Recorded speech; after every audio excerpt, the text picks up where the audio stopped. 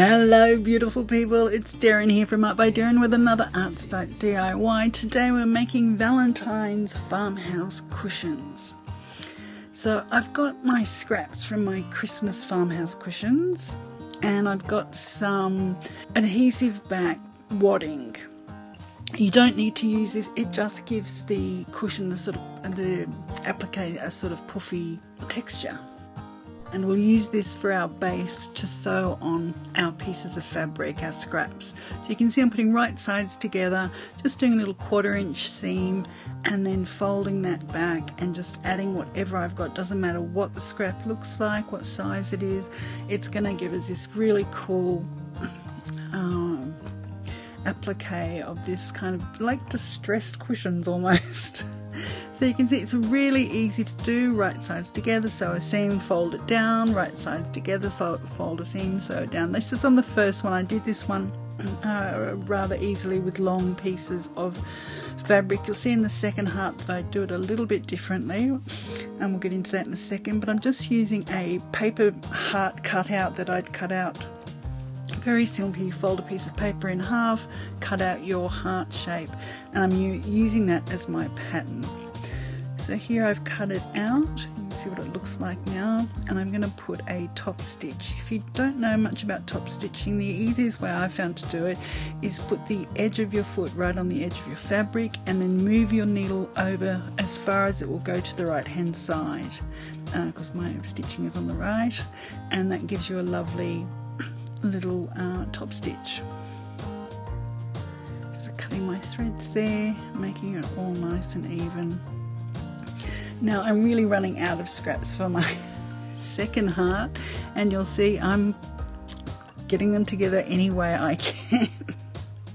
So I've started at the top here, just right sides together and folding each piece down, right sides together, sew a seam, fold it down, and then I get to the edge bit where I need to fill in. So I'm going sort of side on for this one, and I'm sewing still the same. I just sew the top seam first and then I'll sew down the sides, and you'll see that sort of folds over into the middle of the heart.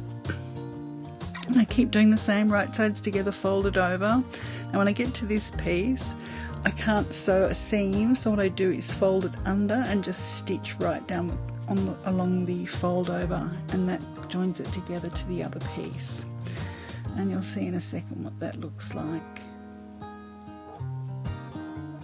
Top stitching again, putting the edge of the foot on the edge of the fabric and moving the needle to the furthest position on the right.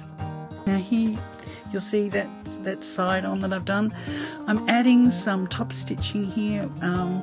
My machine does a few fancy sort of stitches. Most machines will do at least a straight stitch and a zigzag stitch, which you could do.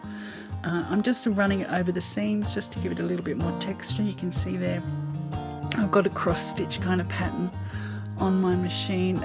My needle kept unthreading. I didn't know what was going on. I thought I had the wrong foot. I changed the foot, that didn't help, and what I found, I had something hitting my thread at the top. So once I got rid of that, it was fine, and I top stitched as much as I liked on this. I didn't do every single seam, but I did do a lot of the seams. Just gives that extra sort of pizzazz maybe. I don't know. Does make it look, I thought it made it look good. So here are my cushions. So that's the cushion that's going on. So I made sure to pin it onto the front so the hearts are in exactly the place that I want them to be. And because they've got the sticky back on them, I can just iron those on, remove these pins so they don't melt. Iron this and then sew it just as we did the farmhouse cushion and the linen cushion. I'm not going to show you all that again, but I'll link the videos for you. So here I'm going to show you how we fray an edge. Because I've got the top stitching there, that will stop the fabric completely fraying and falling to pieces. And I'm just going to grab a little pin and drag it across the top of the fabric. Put my finger underneath, keep my finger out of the way so I don't poke myself with the pin.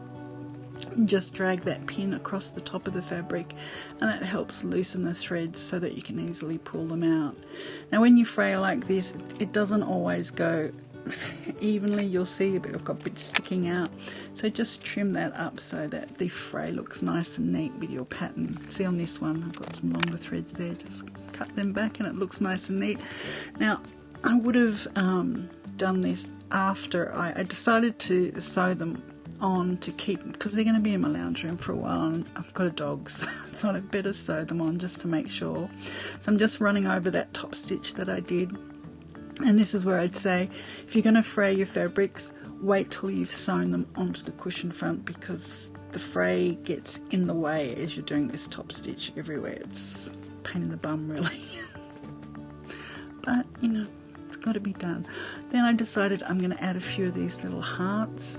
I did it the same way I did with the farmhouse cushions, put the sticky back on them and ironed those on, and I just did a little top stitch on these as well. You'll find when you're doing curved stitching on something as small as this, you don't always get a great curve. You probably get a bit of an angular sort of curve. That's okay. No one's going to hold it up closely and look at it.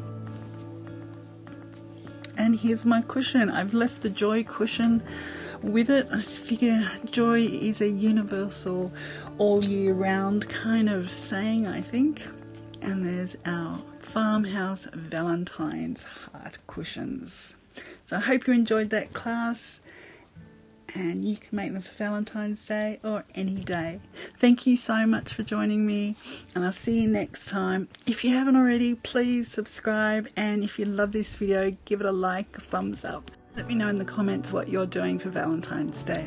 Thanks so much. Bye for now.